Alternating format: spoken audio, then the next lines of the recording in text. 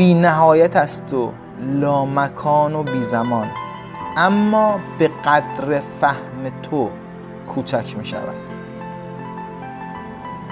یعنی اون جوری که میتونی درکش کنی، اون ظرفی که تو داری توی اون ظرف جا میگیره، اندازش میشه اندازه اون ظرف یه اقیانوسیه بی نهایت که فقط به شکل ظرف تو در میاد. حالا ظرف تو هر چقدر که باشه، به قدر نیاز تو فرود می آید. به قدر نیازت. اگه خیلی بخوای خیلی خیلی بهت میده، اگه کم بخوای کم بهت میده. به قدر آرزوی تو گسترده می شود. خواستت چیه؟ رویاها چیه؟ چقدر بزرگه؟ چقدر کسب و کارت میخواد بزرگ بشه؟ به حد همون. چقدر کوچیکه؟ مال یه محله است، مال یه شهره، مال استانه، مال کشوره، مال دنیاست. به قدر ایمان تو کارگشا می شود. چقدر باورش داری؟ به قدر نخ پیرزنان دوزنده باریک می شود. ببین چقدر قشنگ مثال میزنه با عقل مردم اون موقع. میخواد بگه چقدر باریک می شود. و به قدر دل امیدواران گرم می شود. هر چقدر باورش داشته باشی به همون اندازه و نه بیشتر. اگر ابراهیم اونقدر باور داشت که چاقو رو گذاشت زیر گلوی پسرش، خدا به همون اندازه بهش کمک کرد، به اندازه باورش، به اندازه ایمانش.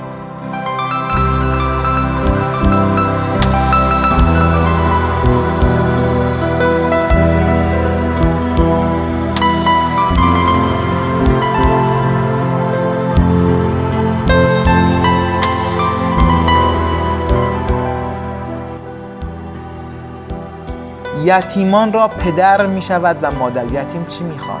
یتیم چی نداره؟ پدر و مادر نداره که یتیم شده دیگه، براش پدر و مادر میشه.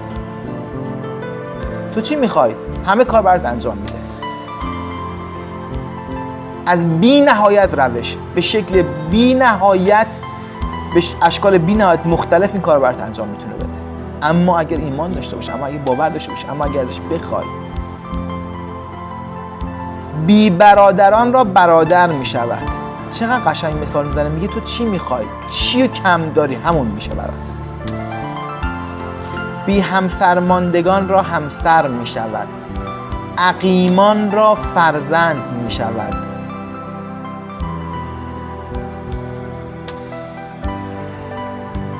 ناامیدان را امید می شود. هرچی که نداری همون میشه. چقدر قشنگ میگه. گمگشتگان را راه می شود.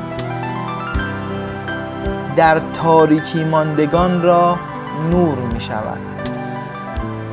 تو تاریکی هستی چی میخوای؟ نور میخوای؟ نور میشه. مشتری میخوای؟ مشتری برات میشه. ایده خاصی میخوای برای فروش بالاتر؟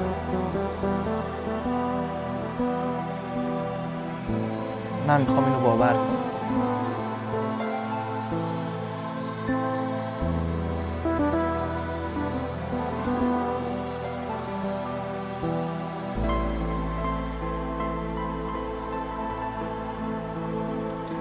در تاریکی ماندگان را نور می شود. رزمندگان را شمشیر می شود.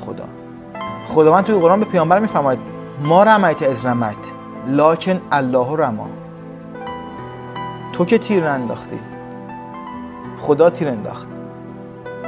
چون خدا تیر میشه برای تو، خدا شمشیر میشه رزمندگان را. پیران را عصا می شود و محتاجان عشق را عشق می شود. عشق میخوای؟ عشق میشه. خداوند همه چیز می شود همه کس را. هر چیزی که بخوای میشه برات. اما به چه شرط؟ مولا صدرا میگه به شرط اعتقاد، به شرط پاکی دل، به شرط طهارت روح، به شرط پرهیز از معامله با ابلیس. به شرطی که خودشو باور کنی، به شرطی که توحید داشته باشه نه شرک، به شرطی که باورش کنی که هست، باورش کنی همیشه باهاته، همیشه باهاته.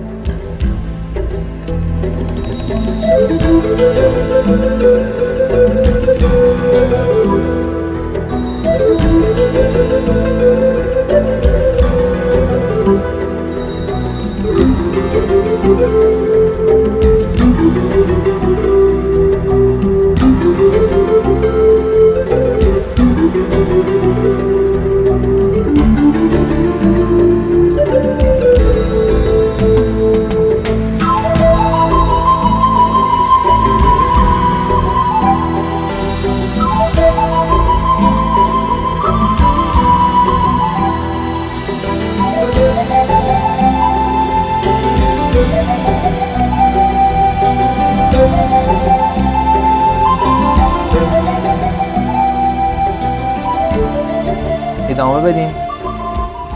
بشویید قلب‌هایتان را از هر احساس ناروا. خیلی برام جالبه که ملا صدرایی که مثلا شاید سالهای سال قبل از این که اصلا بحث قانون جذب گفته بشه و در موردش صحبت بشه، به این شکل میاد خدا رو تعریف میکنه و بعد اول از قلب شروع میکنه، از احساس بد شروع میکنه. بشویید قلب‌هایتان را از هر احساس ناروا، از هر احساس نگرانی، احساس ترس، احساس کینه، احساس نفرت، احساس کمبود، احساس خشم. چقدر قشنگ میاد جملاتو. این ترتیب الکی نیست. میخوای دریافت کنی اون الهاماتو، میخوای دریافت کنی اون هدایت‌ها رو، باید احساستو. بشویید قلب‌هایتان را از هر احساس ناروا و مغزهایتان را از هر اندیشه خلاف. بعد مثل مغز باوراتون رو عوض کنید، فکرتون رو عوض کنید و زبانهایتان را از هر گفتار ناپاک. از کلام تو بر تو حکم می شود. مسیح میگه و دستهایتان را از هر آلودگی در بازار. نیاز نداری که کلک بزنی، نیاز نداری که دروغ بگی، نیاز نداری که کلاهبرداری کنی، نیاز نداری که از بقیه سوء استفاده کنی. هیچ نیازی نداری برای اینکه به موفقیت برسی توی بیزینس. هیچ نیازی نداری. هیچ نیازی به هیچ کار نادرستی نداری که نگران باشی یه روز گیر بیفتی.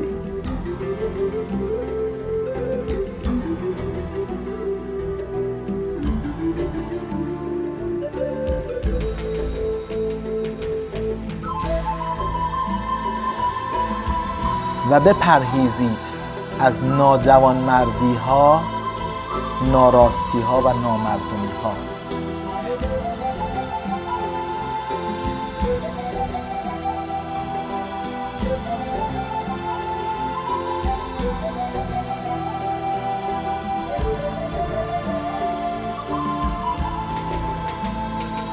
ادامه بدیم با هم.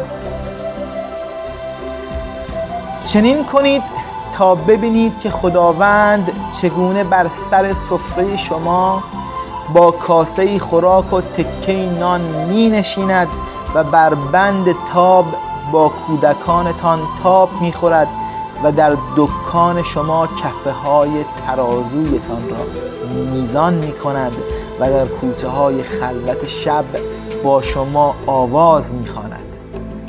ببین و خدا چجوری در لحظه به لحظه زندگی میاد در تمام ایده ها، در تمام مشتری ها، در تمام فروشنده ها، در تمام بیزنست. خداونده که انرژیش داره کارا رو انجام میده و همه مبهوتن که بابا تو مگه چی کار داره میکنه که اینقدر همه چیز داره مثل ساعت کار میکنه. بقیه دارن صبح تا شب سکتو میزنن، 1000 جور رانت و پارتی بازی و مشکل و داستان دارن ولی چرخشون نمیچرخه. تو چی کار میکنی؟ و تو اون وقت میدونی که داستان داره از کجا میخوره. میگه آره من یه شریکی دارم، اون شریکه داره همه کارا رو انجام میده. اون شریکه داره همه کارا رو انجام میده. ما میگیم شریک شدن تو بیزینس. کیه؟ نمیخواد بدونی. یکی هست. چیکار مگه برات میکنه؟ یه کارایی میکنه، خودش میدونه داره چیکار میکنه. مگر از زندگی چه میخوایی که در خدایی خدا یافته میشد؟ واقعا مگه چی میخوایم ما؟ چرا فکر میکنیم یه سری کارا رو خدا نمیتونه انجام بده؟ من شاید بعضیا باشن که مثلا اصلا بگن آقا اصلا ما به خدا اعتقاد نداریم. آقای عباس دانش، یه راهکاری برای ما داشته باش. من ندارم راهکار، واقعا ندارم. من همه راهکارام از این طریق. من راهکار ندارم برای اون کسی که به خدا اعتقاد نداره. منم تا وقتی که به خدا اعتقاد نداشتم هیچی نداشتم. راهکار برای بقیه که چه عرض کنم، برای خودم هم نداشتم. نون نداشتم بخورم.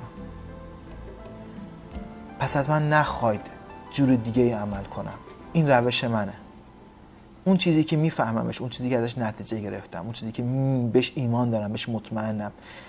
اگر میخوای تو زندگیت موفق بشی، باورت نسبت به خداوند قوی تر کن.